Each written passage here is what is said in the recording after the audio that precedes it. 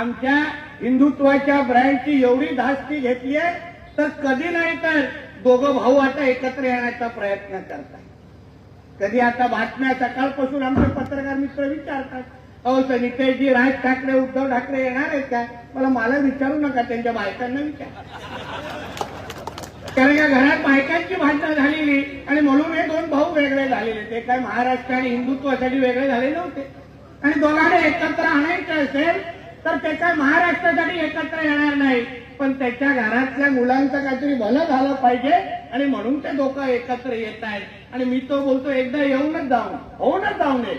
आम्हाला बघायचं महाराष्ट्रामध्ये एकच ब्रँड अतिशय ताकदीने जो मोठा होतोय त्याचं नाव आहे देवेंद्र फडणवीस.